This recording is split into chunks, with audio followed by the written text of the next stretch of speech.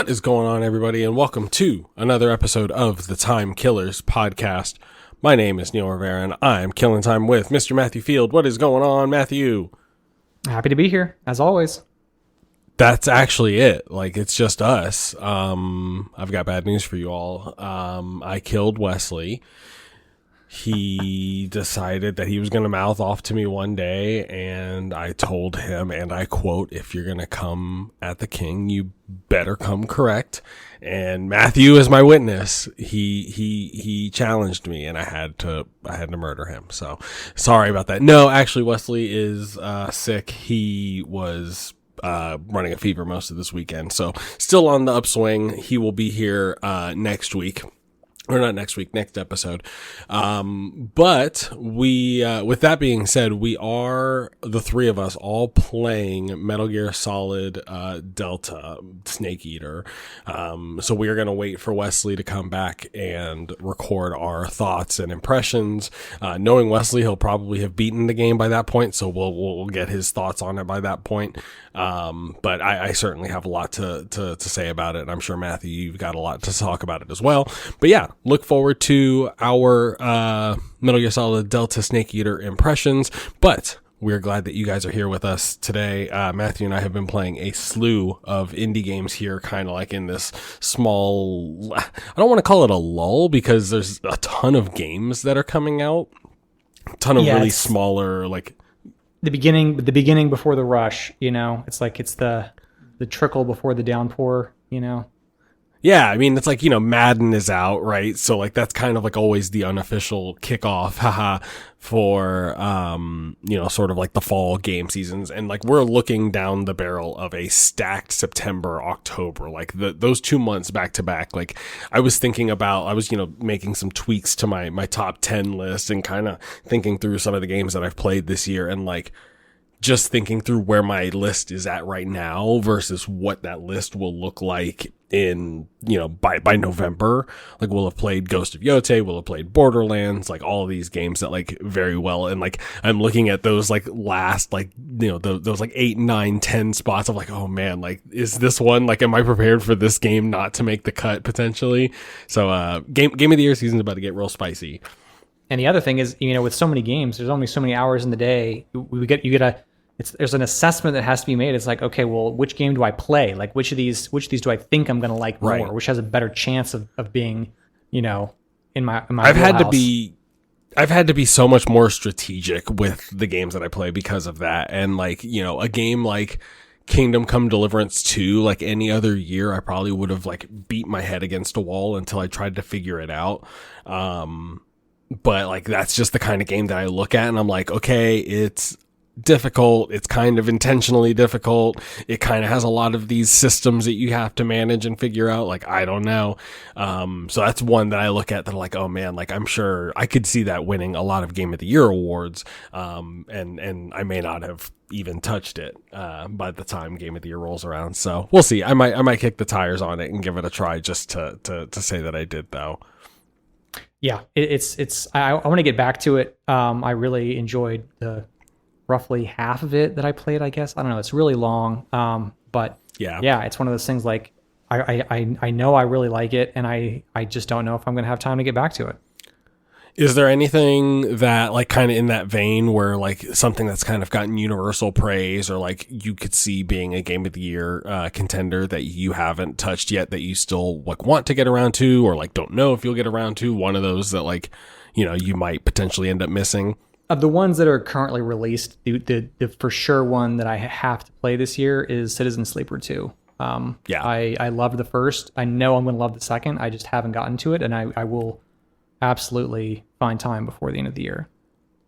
Yeah, not to spoil too much of my my Game of the Year list, but that one is not on the bubble of being knocked down by this fall deluge. I have a strong feeling that that's going to end up making my list, and knowing you and your taste, I believe it will as well. But yeah, guys, let's go ahead and launch right into the meat of the show here. We have been playing basically what amounts to 2 indies apiece here. And so we're going to take turns highlighting, talking about them and been more or less giving our impressions on them. Matthew, you've been playing the new Giant Squid game. This is Sea of the Sword. So for those of you who are unaware, Giant Squid... Or Sword of the Sea, sorry, thank you. Giant Squid, these are the guys who made Journey. They also did Abzu, so think like these, and they also did The Pathless. So think like sort of abstract, very artsy. Journey won just like an insane number of Game of the Year awards. Well, I say Journey, but they're former Journey devs, right, Matthew? That's sort of the straight. Interesting thing here is that, you had Journey, which, not going to bury the lead here. Like, Journey is one of my favorite games of all time. I consider it a perfect game. And like, it just could not be improved in any way. I think it's like a masterpiece. And so it was done by that game company. And I think he was the art director on it. I don't think he was the creative director. I could be wrong, but he was at least the art director, which was Matt Nava, who, after it was over, or after that game was released, he split off to make his own studio, which is Giant Squid. So that's why these games have the same look. They have the same sort of feel, but that game company went on to make Sky, which is more of like a, I hesitate to call it an MMO, but it's like MMO light. Yeah, with some of the design ethos of like limited interactivity that Journey, I think, did extremely well and just hasn't really been emulated that much. And that's kind of, that was kind of, so yeah, that brings us to sort of the sea here, because like Abzu, like I missed the train on Abzu, which is their debut title. And it was, like, while it kind of had some of the same trappings, like functionally a different game. But Sword of the Sea seems, at least, from the trailers and, kind of like the vibes that I've seen from it, like it seems a little bit more Journey adjacent. So yeah, I guess we can start talking about like where does this fit in terms of like the Journey inspiration, like how does it build on that, like what is it, the floor is yours. Yeah, so Journey, I imagine most people are familiar with Journey, but if you're not, it was like kind of a short atmospheric, almost walking simulator. There was a little bit more platforming than like walking simulators typically have. But there was also an element of like where you could encounter randomly other players, like almost Dark Souls style, but it was co-op, and they could like help you reach platforms and ledges that you couldn't otherwise get to. And they would just kind of like drift in and out of your game. Like if you got too far away from them, they may disappear and you wouldn't see them again, or another player could join. So it was all just very seamless, and you didn't know how the game was being match made behind the scenes. And so then Abzu came out. And Abzu did not have the multiplayer aspect. It was purely single player, and it was basically Journey in an ocean. That was how I felt about it, and it felt like I was not super big on Abzu. I liked it a lot because I'm just predisposed to like that kind of game, but I knew that it wasn't as like it was not adding anything, in my opinion, on top of what Journey had. I tinkered with it for like 2 hours, and that was kind of like my main takeaway, was just like, yep, like it's walking simulatory. I definitely picked up on the fact that there wasn't really any sort of asynchronous multiplayer to it, so I was kind of like, I don't know, and I bounced off pretty quickly. I mean, that's the thing. These games are only like 2 hours long, you probably got through most of it, I would imagine. I say 2 hours, then I guess relative, it's probably like 30 minutes really is what I played, but it probably felt like, a quarter of the game at that point. Yeah. And then, I think 2019 or maybe 2020, they did, Giant Squid did the Pathless, which was, it was definitely a departure where, it was much more movement based, and it had more of a like game feel to it. Like you were trying to keep up momentum. There was like, you had a bow, and you were like rings you had to run through to keep up like your speed essentially. I actually did not play. I only played the Pathless demo. I actually did not play the Pathless. Yeah, that one seemed very much like one that came and went, and like it definitely seemed to be a little bit divisive from what I remember. Like some people really liked it, and some people didn't really care for it, but it definitely wasn't one that like had that universal sort of praise. With it. I think that's fair to say. I think it's, you know, whenever you have games that are so distinctive like Journey and Abzu, you're going to have people like. You're going to have your fans that really like that and want you to continue making games like that. And then you're going to have people like, oh, like I'm never going to get into the studio's games because they're all like that. So it's a fine line to walk between like pleasing your fans versus trying to, you know, cater to a bigger audience. And, you know, I don't know how well Pathless did or anything, but I think that brings us to Sword of the Sea, which I think actually kind of marries the two pretty perfectly. It's nice. It does have a little bit more of a game aspect to it than like Abzu or Journey. You are essentially, you know, you are riding this sword like it is a snowboard or surfboard or skateboard, and you can do tricks on it. The tricks are entirely optional, but you can do them. Yeah. You can unlock them. So there's just like more like there's a currency that you can pick up, which wasn't present in like Abzu or Journey, as far as I recall.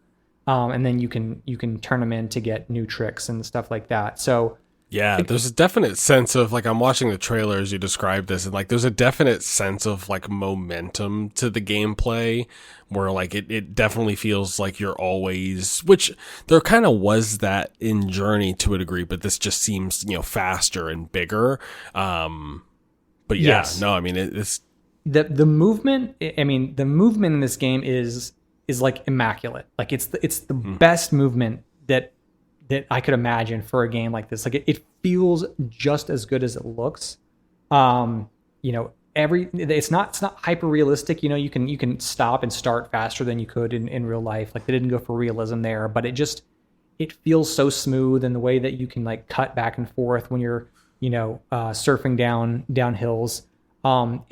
It feels really, really good. And for, you know, it took me like a little over 3 hours to finish it doing, I mean, not all of the side stuff. Like I'm sure, like I was going through some sections, I was like, I know I've missed things here, but you know, again, the game doesn't really like.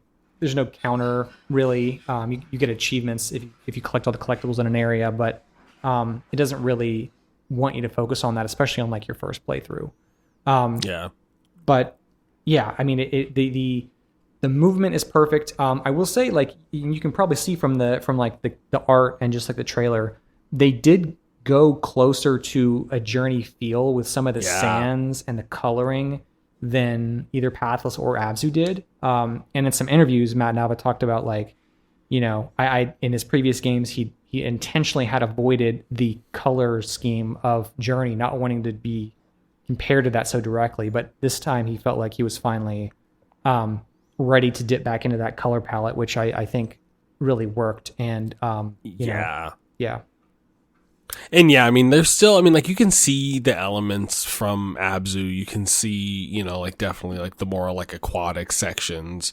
But yeah, no, this looks awesome. I mean, in terms of, you know, other than the sort of boarding, you know, like the sort of, you know, snowboarding around, like what are you know, is it like, what's the main like sort of focus beyond that? Or is it truly like a walking simulator, or like what's there to distract you? So yeah, the main loop is that you enter a new area, you ride around, you have like your little like, I call it like a ping, but it's like basically like you can interact with things by like, and just like your guide glows for a second. And if you're close enough to an interactable object, it'll interact with it. And usually there's like, you know, either 3 torches to go and light up to advance the next section, or, you know, or you just have to navigate through a linear section to continue on. So I think, you know, the better sections are the ones that are more open, where you're like, okay, I don't really know exactly where I'm exploring this area. I'm looking for the stuff that I'm looking for. I'm, you know, collecting currency or any other optional, like, you know, you can just break. There's a lot of stuff that you can just break, and it'll have currency in there that you can then collect. But yeah, there's nothing more complicated than that, really, other than platforming to get to some harder to reach areas, and then interacting with the objects to allow you to continue your path. And I imagine this is it's single player only, so there's no multiplayer element to this. Correct. Yep. They kept that from the Giant Squid previous games, is that they did not. That's the one element of Journey which I feel like they have not gone back to, which was the multiplayer aspect of it. So they it's just all single player. You do have there are certain optional segments where you can do high score, which I think would have been interesting if you could compare high scores to other people on your friends list that are maybe playing it or something. Oh yeah. But yeah, they as far as I could tell, that none of that's in there. No, but that's all. I mean, yeah, no. This once again, like I feel like post Journey, because Journey was one, like my journey, so to speak, with Journey was like I arrived to it like way later, because I remember that year that it sort of swept Game of the Year, and I sort of like didn't really take it seriously for what it was, and I came back to it older, wiser, and really truly like appreciated it for what it is. And so like I haven't found that again, and this I feel like is the closest that I've gotten to like, okay, yeah, like let me dip my toes back into like this style of game. Yeah, and I think for you, this was probably more up your alley than either Abzu or I don't know. Yeah, I didn't, like I said, I didn't play Pathless, but I imagine this is more up your alley with the more game forward elements of it. I think. Yeah, I think you'd like that. Yeah, I got to be doing something. I got to have something tickling my brain here. But before we talk about things that tickle my brain, that was Sword of the Sea. This is PC and PlayStation 5. Matthew, yeah, what did you play it on? Yeah, PC and PlayStation 5. I played it on PC. It ran good. Everything looks good. Yeah, it ran perfect on my PC. And I do want to call that it's on the PlayStation Plus Extra tier, like the mid tier one. So if you have PS Plus Extra, you can go and play it. A rare PlayStation service plug, and Wesley wasn't even here for it. I know. He's gonna have to listen to the recording. Moving on to our next game that we're going to feature, I've been playing Discounty. So this is for, I guess, those of you who don't know, which is probably most of you. Discounty they describe it as a cozy grocery store management simulator. So just to really sort of address the elephant in the room, like let me, start off and say that, yes, like this is something that like start with a Stardew Valley in your head. But instead of owning and operating a farm, you're managing a grocery store, a small grocery store. So you're responsible for stocking the shelves and sort of like maintaining the layout of your store, kind of like how you do in Stardew Valley. We're going to compare this game to Stardew Valley. Get ready, guys.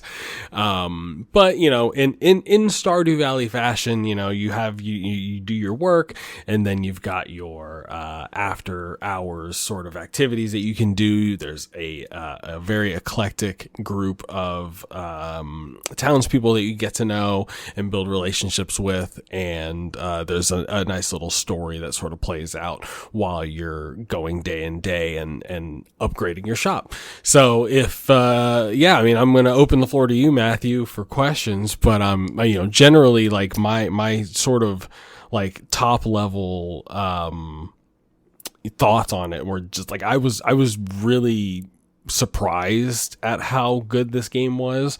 Yeah, I mean, so like if you were going to describe it, and obviously like you look at this, it looks like there's the pixel art and the layout looks very like Stardew, adjacent, which I think every game like this is always going to be compared to on some level or another.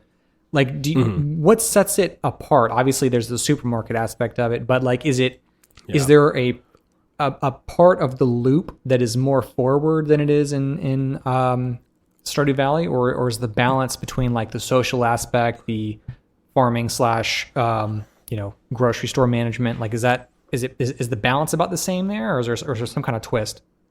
So the key differentiator I'd say here, there's two sort of main differentiators, which the first is that the gameplay, like sort of mechanics and the loop overall is more tactile.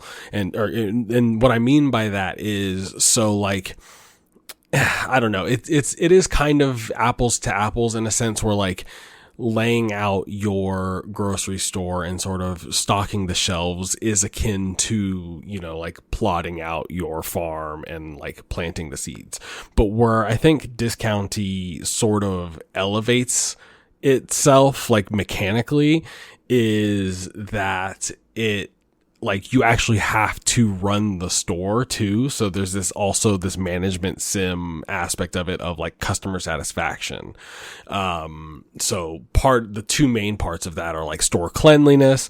So like, as more people come into your store, you have to clean up. Otherwise they have like, it sort of negatively impacts the area around it. So it's a little more gamified. Yeah. So, I mean, and like the more I thought about it, like there's more elements of like an automation or like a factory sim here. So like, think of the customers that come in as like lemmings, like just brain dead. Like they have they come in, they know exactly what they want. They just need to figure out like the optimal path to get there, and it's kind of up to you to sort of optimize your shop, both for like just foot traffic, but then also like you do, one element too that like it kind of ties into the social aspect is you develop these trade deals with like local vendors, and so like they start providing like exclusive merchandise that you then sell in the store. As you upgrade and improve the relationships, you unlock different items that you can then place in the store, like different stands and flyers and things that sort of like make that vendor a little bit more attractive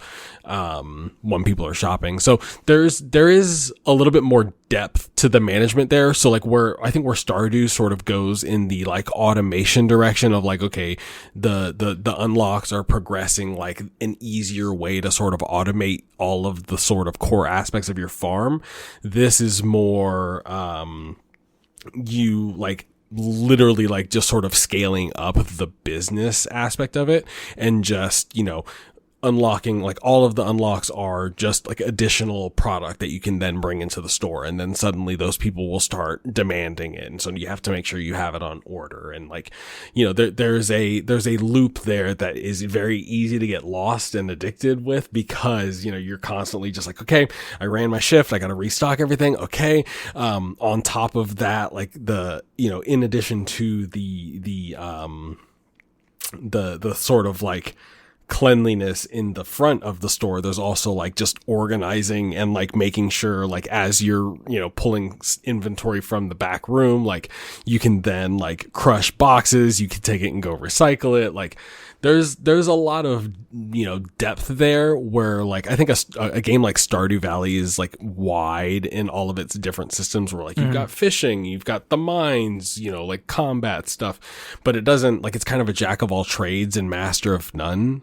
Where I think this one really leans into like, no, like everything that you could, like, honestly, like I'm surprised, like the only thing I think from a simulation aspect that it's missing is like the ability to like sort of price, like update and like change your pricing. There wasn't like that element to it. Yeah.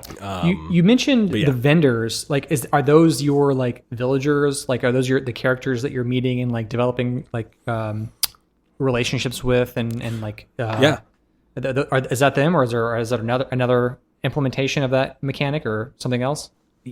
Yeah. So, I mean, that actually ties into what I think is the second differentiator, which is, I think, just the writing.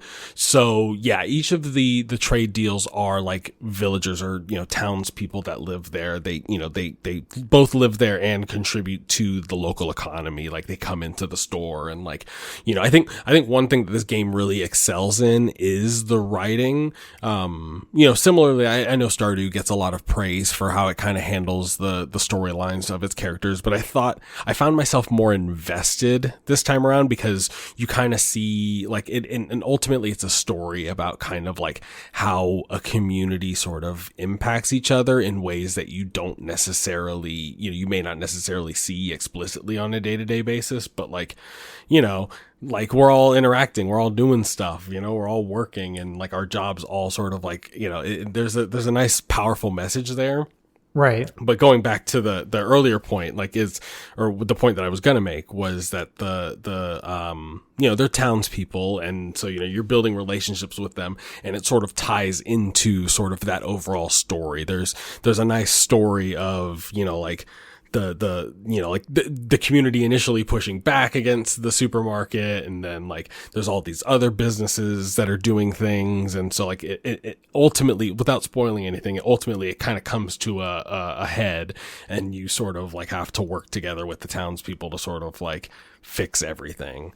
So yeah, I found myself like really, really impressed with the writing, both like in the dialogue and then just also like the story, and like just the way that it went about telling it through the sort of like every day is the same day, like the routine of running the store.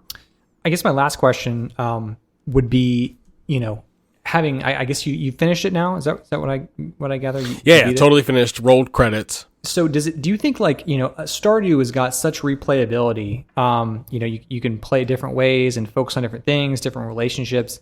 Do you feel like this game has that kind of replayability? And like, do you see that if the developers continue to support it with the post-launch content, the way they've said they're going to, and the way that, Stardew kind of has over the years, do you feel like it has the staying power to be kind of like a staple in the genre, or do you think it's a little bit more niche and people are going to just finish it and then move on to another game? I kind of feel like the second way, like right now, like the latter, in that like I played it, I got the story, I played, and like just so like I, to also like sort of set expectations. It's a $20 game, and it took me like 23-ish hours to sort of like see through it, and I played through a good bit of the content. So I mean, I think for what you're paying, you're getting a good package. Mm-hmm. But yeah, it definitely feels, apart from, like in a way that Stardew sort of feels like it can be endless, it definitely feels like there's a definitive start and end point. Now, I will say a lot of that, like I think there are a lot of elements that sort of signal like, yeah, this can be expanded and will be expanded. I think there's tons of room for them to expand and grow. One other thing that I wanted to shout out, and it kind of feeds into this, was like, I think my favorite upgrade in the entire game. So like there's two halves to the game, essentially, in my mind. There's the half where like, as you're checking people out, you have to like manually enter like the cost of each item. And if someone has multiples, you have to start doing like mental math and like, but then there's an upgrade that upgrades it to a scanner that completely changes the scanning mechanics. Like instead of doing the math, now you're having to like line up the item a specific way so that it scans. And so like, I think there's opportunities there. Like I think a good example would be like the cleaning. The most cleaning that you do in the store is like you get like a sponge, and it has 2 uses, and then you have to go refill it and like, to continue like cleaning dirt spots. And so I think like, a potential upgrade path there is like a mop that gives you 5 uses. And it's like, I think the limitations are more like, it felt more like, okay, they didn't have the time to sort of code this or like add it into the game. So it is a little reassuring that you've said that they're gonna that they're at least initially saying that they're gonna to support this, and it seems like it sold pretty reasonably well, and like seems like like the Steam reviews were all like, I think it's overwhelmingly positive, or it might be very positive. So it seems to be like a really successful launch. Yeah, they had an update saying that they'd sold 100,000 copies and that they were planning to continue to support it. I don't recall that it had any more details than that, but I did see that they released the sales figure and announced that they were going to keep adding stuff to it for now. Yeah, no, I mean, I think, I think one thing that Stardew let me down with is how they didn't do much else. Like it has gotten a lot of post-launch support, but a lot of that has been like technical and mechanical, and like they never really did much where they were like, hey, like we're adding a new, festival, and, or, oh, we're adding, like these new story beats with these characters. And like, it just kind of felt like once you reach the end, where like, I feel like with this, like there's a good possibility that you could get stuff, and like I feel like they wouldn't release it without like some sort of narrative element. But I felt so strongly about the townspeople that like I would almost expect and want a future like DLC, future content to have like some sort of story element, like something. Give me something that that allows me to check in on these guys in 6 months or a year. Yeah. I mean, it sounds like the potential's there, and it sounds like a good one. That's Discounty, y'all. It is, if you like weird management sims, if you're a Stardew fan, I definitely recommend you check it out. It is on everything: Switch, PC, PlayStation, Xbox. So go find it, go play it, and let me know what you think about it. Matthew, you've been playing a game called The Drifter. This also came out not too long ago. Tell me about it. Yeah, it came out back in July. It is from Powerhoof, which I believe is maybe just a 2, possibly 3-person studio who have released Crawl, which was the like a local multiplayer game, and Regular Human Basketball, which I think was just kind of like a not regular human basketball kind of game.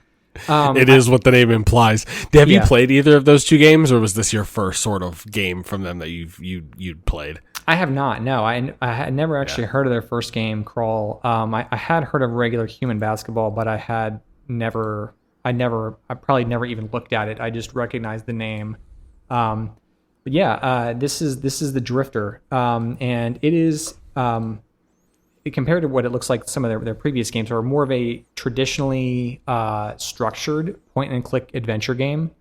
But their goals in making it, from what they've posted, was to sort of remove some of the stumpers, like the puzzles that will just like block your progress and really kind of ruin the momentum of a game, and make a point and click adventure game that is true to the genre roots, but also has a more propulsive narrative and more like thriller aspect of than most point and click adventure games do. I'm in. Yeah, and so and it's the studio is Australian based, and one of the things they took influence from was from like, I think there's like 1970s Australian grindhouse style films, which I'm not familiar with at all, but that was it definitely comes through. Like it basically, to me, the vibe is kind of like an 80s B movie sort of style is what I think is a good touchstone. You play as Mick, who is a drifter. He's like an unhoused person who is coming home to his hometown, or I don't know if it's hometown. It's a town he previously lived in. His mom lived there, and his ex-wife lived there, and to his mother passed away, and he's coming home to go to her funeral, basically. And basically, from the jump, you're like on a train heading home, and you're almost killed by like some unknown figures. And you have to kind of figure out a way to escape, and then, go from there, at being chased and presumably hunted by these people. And it's like 10 hours long. And I would say despite how it's billed as like an adventure, like, or a thriller style story, I actually found that the second half is much more thriller than the first half. The first half, I think I preferred it because it was slower. It had a more of like an implied sense of dread, like you're being hunted. You're having some occasional encounters with people who are hunting you. But I feel like that lends itself better to the genre too. It does, yes. And I mean, they did a really good job of like, on top of the mechanical side, they really did a good job of like conveying the like the perspective of just a person who doesn't have a home or a house, and how he's like there's even like a sequence very early on where there's this journalist who's trying to go around and like interview these homeless people under a bridge, and he's like, your character goes over to her, and you can talk about how like these people aren't animals, like they're humans. The only thing is they just don't have a home, or like they don't have a house to live in, like treat them with respect or whatever. Mm-hmm. And so it seemed to really know what it was doing and be in touch with the different themes that it was going for there. And so the second half of the game, then you said it gets more thrillery. How does that sort of manifest in the gameplay? Is it more frantic? Is it more like chaotic? Like what was the shift that you felt?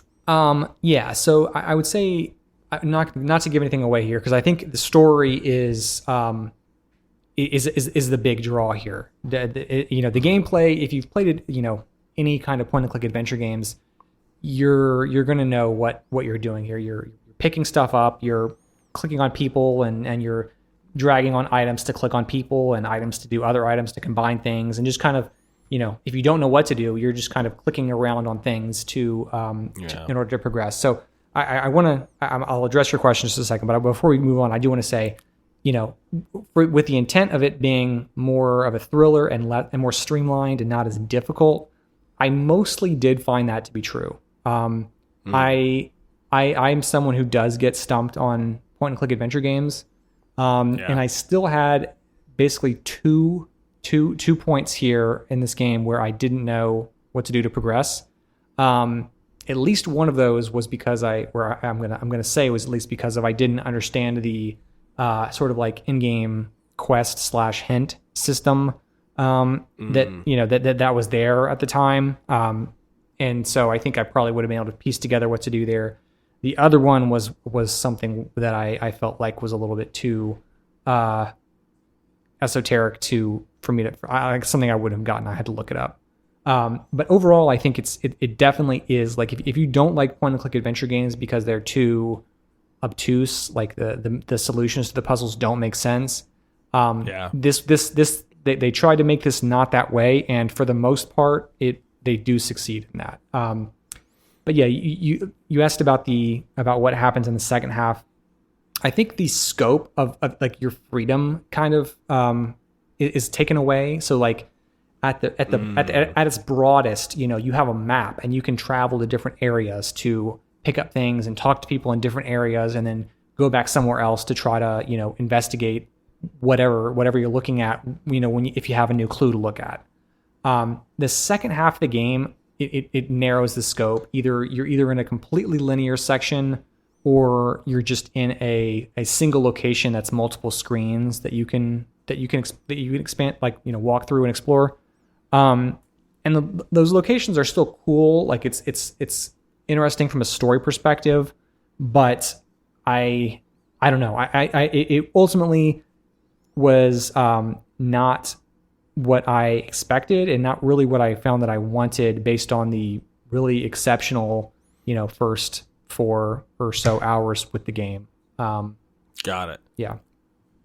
But overall, the story you liked, and you'd recommend it. The story is actually, it's very well done. There's a couple of, if I'm going to nitpick, there's a few plot points that I think they went through, where they went for just for shock value. That I'm like, okay, you wanted to kind of surprise me there. It didn't really make a difference in the long run, and maybe actually just kind of like simplified the narrative and pushed it in a direction that you needed it to go. And it you could see the seams of what they're trying to do a little bit, and they try to pass it off as something shocking. So there's a couple of those in there that didn't really work. I think I ultimately found that when the game was not trying to surprise you or do something super over the top, I liked it better. That may not be that may not be the experience of people who go into this game wanting that 80s action thriller experience. They may find that the game picks up in the second half, but ultimately me not having that expectation going in, I really liked the more traditional format of the first half. Yeah, it definitely seems like it goes like crazy places based on like the trailer. It definitely seems like a more action-packed trailer. It does. The pixel art in this game is just like gorgeous. The pixel art is exceptional. And I also wanted to call out that they actually made it's built on Unity, and they built a Unity tool called I think Power Tools or something like that. It's Power something. That they made like in Unity to develop point and click adventure games, and they released that tool to others for others to use and make point and click adventures games with. Which that's awesome. I really hope people use that, because the system that they have here and like the interface and everything, the simplified format of this really worked. And I if you have a good story and the only barrier for that developer is just having the tools to make it into a point and click adventure game, I really hope that this, gets some attention and allows people to make games that otherwise maybe wouldn't be able to. In the trailer I was looking at, like, it looks like like controller friendly. Like, did you play mouse and keyboard? Did you play controller? Could you speak to some of that? I played it on a touchpad on a laptop, and it worked fine. Nice. It ran really well. It was great. Awesome, man. Well, that's the Drifter that is on PC, Mac, and Linux, so PC only. I might have to give this one a try, because I am also in the same boat as you were. I tend to get stuck and frustrated more often in those point and click adventure games, so I tend to avoid them entirely. So it's a little reassuring to see, like someone sort of like pushing like momentum. And speaking of momentum, that's a great segue into our final game that we're going to be talking about, which is Hellclock. So think of what the Drifter sort of aims to do for point and click adventure games. Hellclock is aiming to do for the Diablo ARPG looter genre, but also by doing it as a roguelike. So the unique twist, I think, with Hellclock, there's two unique twists. There's the first and primary one is the setting. It takes place in early 20th century Brazil, post it's after the War of Canudos, which take place. I kind of did a little research. It's like somewhere either in the northern part of Brazil, like an entire village sort of gets wiped out by like this militant occupying military force, and so the developers here are seeking to make a sort of like Diablo inspired world that sort of takes on that story, or a story like that. But then the other main twist is the literal clock that takes place. So, like most roguelikes, you're going on multiple runs. But in Hellclock, there's a timed element to it. So the game really emphasizes speed and like sort of like leveling up your builds in ways that make them like break the game, so that you can kind of just plow through these levels and sort of like, melt down these bosses' health bars. But yeah, I'm close to finishing it. So I've played probably 15 to 20 hours of it, probably closer to the 20-hour side of it. I am close to finishing it. There's like 3 main acts, and I'm like sort of halfway through Act 3. And yeah, I'm enjoying it a good bit. And I think I think that what drew me to it was sort of the micro Diablo experience of just being able to sort of pick up and do a run, get that sort of quick fix of my brain, and still get the experience of like leveling up. And I think it sort of captures a lot of the essence of those games, but distills it into sort of a quick and like a punchier format. Yeah, I have questions about this, because it seems like it is a fairly unique blend of genres here. Like, it almost feels like it's Hades style, but with a more of a combat style that is similar to Diablo. Is that generally right? Yeah, I would say narratively it is closest to something like a Hades, where you are constantly being fed this story. You kind of get bits and pieces as you progress, as you defeat certain, bosses. I think they sort of wisely borrow the Diablo story format with the different acts. And so it's really clear to sort of expect when you're going to get more story elements. Like it tends to be, it becomes more predictable. But then mechanically it is very much it's a very fast paced ARPG. So, I mean, like, I think more Diablo 3, where it is really just like you've got these abilities and you're sort of min-maxing those abilities. And then by virtue of like your build, you're just sort of melting, like mechanically it's not quite as, it's not as quite as diverse as like Diablo 4 with the different classes were. And so you mentioned different acts here. Like, are you going through different acts per run, or are the acts independent of run? Like, what's carrying over between runs? Yeah, so it's the three acts are essentially like the different settings or biomes, so to speak. So think of an act like you would in Diablo, where like you're sort of hanging out in this, you have this hub area that you're always returning to, and it's sort of like stands as a hub point between all of the different areas that you go into. So each subsequent run, you're going back into, you kind of have the ability as you unlock more of these zones to go back to previous ones and do runs in there. So in order to progress the story in Act 1, you essentially have to keep running the one biome. But then once you unlock Act 2, then there's a whole new area that you're then going and doing runs.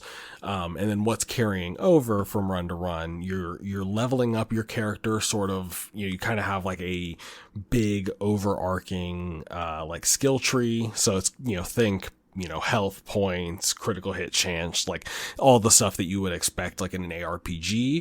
But then I would also say, similarly to Diablo 3, you have the skills, and then you're leveling up the skills independently.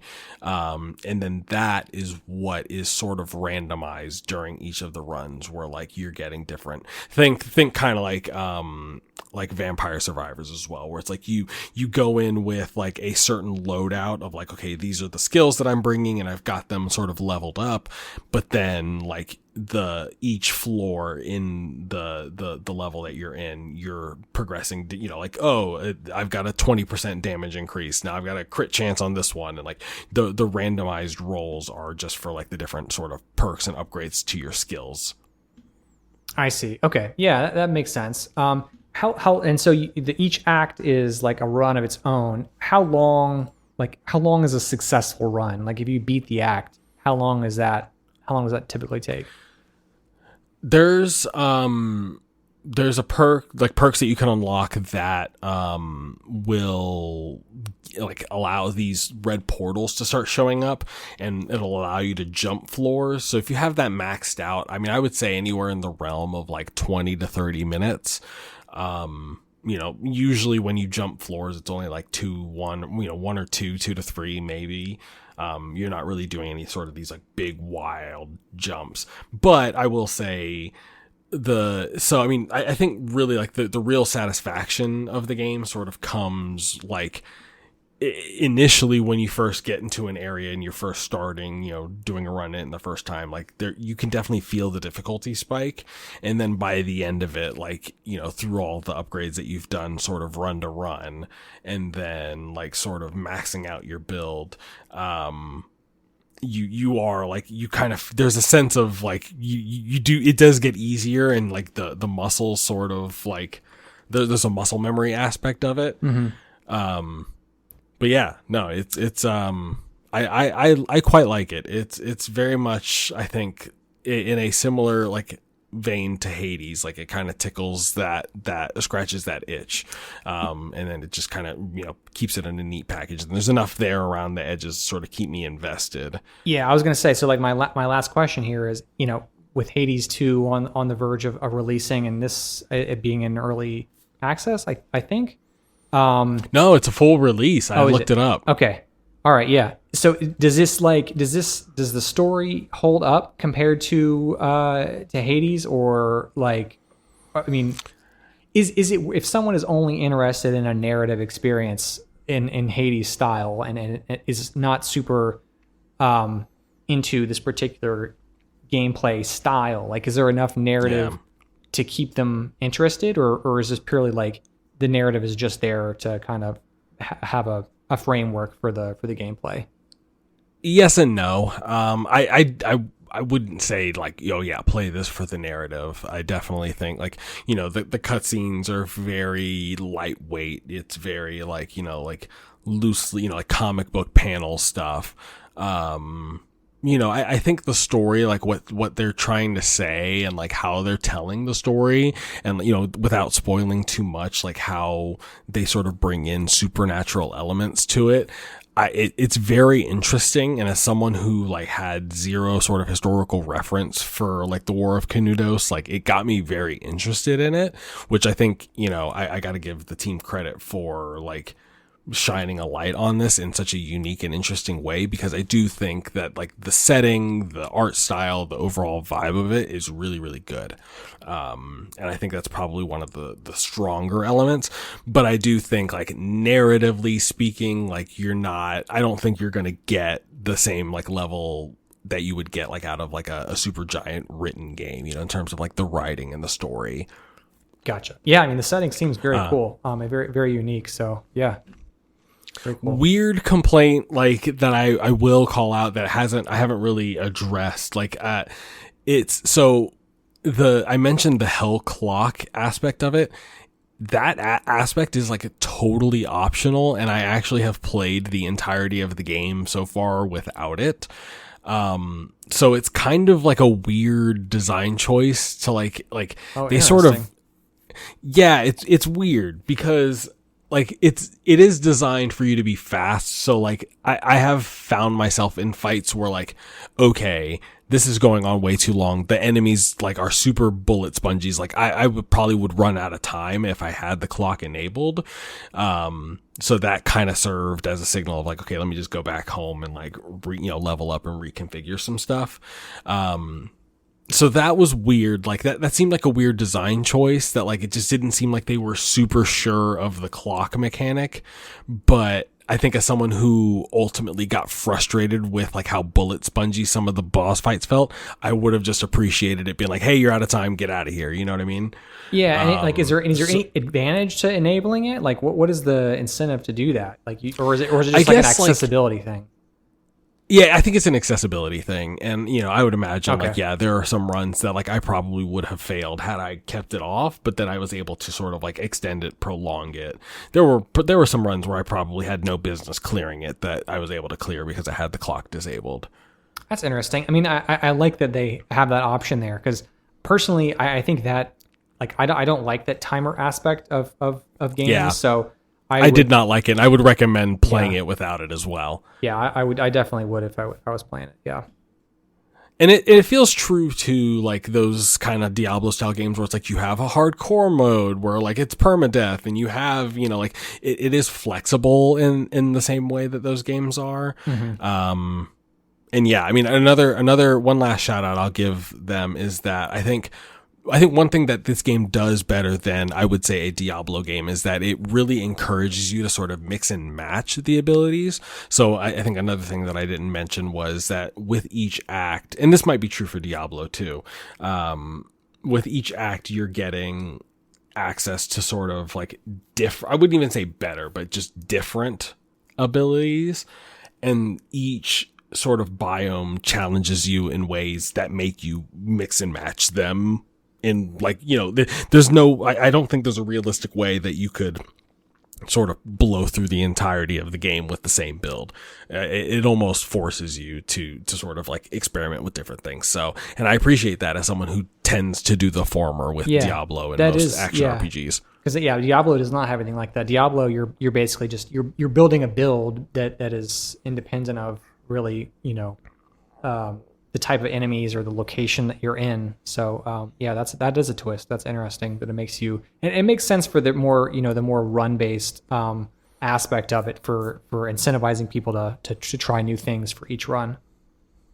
Yeah, no, totally. And that's, I mean, I've been sort of living by these roguelikes these days. It's kind of like that quick fix. And I was looking for something that sort of scratched that Diablo itch. And this sort of filled that hole nicely. Definitely there's some performance issues they've addressed. They released a performance patch and they're sort of, committing to continue to working on performance. Performance on Steam Deck in particular has kind of got some issues. But yeah, I mean, other than that, it's PC only. But yeah, if you find yourself wanting Diablo in small chunks, I definitely recommend it, especially because of the setting. It's definitely one of the cooler ARPG settings I've played in a long time. Yeah, we'll check it out. But yeah, guys, that is going to do it for our show today. We did it, Matthew. We survived a show without Wesley. We did. How do you think he feels? I don't know. We'll have to get him to answer that on the next episode. But yeah, guys, thank you for joining us. Wesley will be back next episode. We'll be talking all things Metal Gear Solid, Delta Snake Eater, and what else we've been killing time with. But until then, thank you guys for joining us. If you haven't already, be sure to review us on your podcast service of choice. Be sure to subscribe to us on your podcast service of choice. We're also going to drop our social handles in the description of this episode, so you guys can follow us on whatever social platform that we're on. And yeah, just keep being kind to each other, and we'll see you on the next one.